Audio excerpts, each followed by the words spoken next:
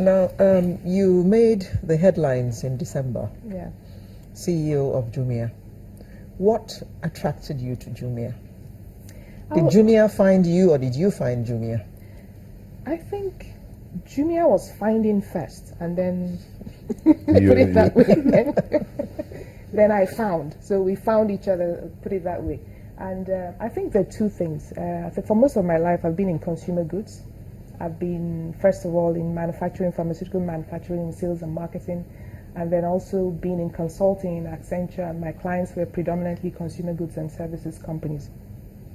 And then I began to see the emergence of the importance of e-commerce to manufacturing. So be it as a channel, a new channel of which they can reach their consumers, or just a means of even understanding consumer intent. What do consumers really want, and how do they buy, how do they make their buying decisions, and so on. So I began to see that it was something that was very important, especially for our own environment, where we have manufacturing not as matured and as developed as it should be. And I felt that with e-commerce there as a platform, that it was something that we could use and then pull almost like a catalyst for the growth of manufacturing. So I saw that as a good synergy between where my interests were and what I think that e-commerce can do. So that's how the story evolved, that I moved to Jumia last year. Okay, and does this funding thing that Jumia has just gotten, is that going to help in any way? Most certainly.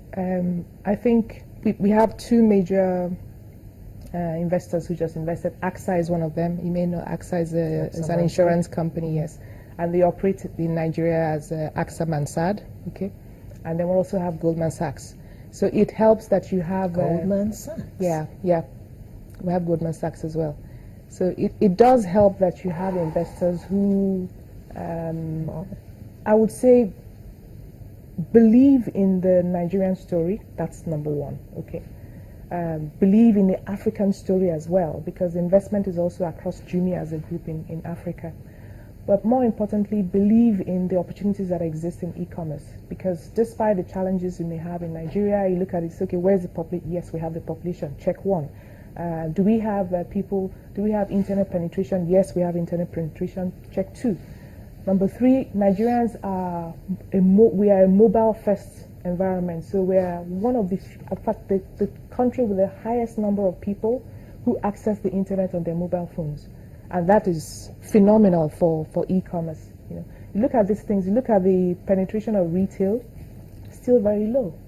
Number of retail outlets relative to the population is still very low. So that creates the opportunity for e-commerce.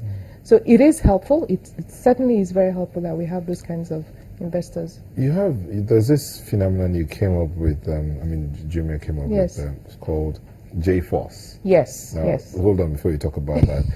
Did that I'm help? just raring to talk about it. Did that help you in meeting these numbers? 2.3 million people on your website in 24 hours, and then about 125,000 orders. Were you able from the Black Friday, yes. So the numbers Friday. you're calling out, the numbers that we had at last year's Black Friday. And yes, there is some contribution from the J-Force. But let me talk more about the J-Force, and then I'll talk about the Black Friday itself. For J-Force, what we discovered is the fact that, yes, we have a huge population, yes, the opportunity is there, but not everybody has the same level of access, okay? So a number of Nigerians, especially people outside of the main cities, don't have access to internet. Even if they do, maybe they don't have light at home, and therefore these are challenges. So we developed the J-Force primarily to serve those customers. So the J-Force is like an agent who takes your order if you don't have access to internet, but you do want things to buy. I mean, a school mom or a housewife who's at home, she may not have access to internet, but she still has things that she wants to buy. Okay, she needs the fridge or freezer or anything like that. So the J-Force is primarily to help those customers still be able to have the access, more or less. Now, the Black Friday you referred to, that's one of our, what we call our Tier 1 campaigns. And yes, it drew a lot of traffic last year. We had a number of customers who visited the website and a number of orders that we were able to generate. And it's also because we we try as much as possible to understand that Nigerians are actually very savvy, they're very entrepreneurial, they love to have a good deal, and therefore we're able to come up with campaigns that can tie into that mindset, that people want to buy certain things if they can get it at a good deal and a good price. So that's where we built the Black Friday concept around. So you had special deals for Black Friday? Yes, we had special deals for Black Friday. So on a Black Friday event, for example, you would have deals that are like 90% off or 80% off. Are those really true? You Those see those are really abroad, true. but you don't see them here. We have them here. And we will have them next week because we're having the Jumia anniversary, and with part of the anniversary we said, okay, we'll also use the Jumia at 4 anniversary as an opportunity to have another tier 1 event. So there are certain deals that people will get at 80% off. We have certain deals that are coming up with some airlines where if you get some tickets, there'll be 50% off as well. So these are kinds of deals that we use for such campaigns. Are we going to be able to have access? Wouldn't there be 10 million people trying to get the same deals that you're talking about? Okay.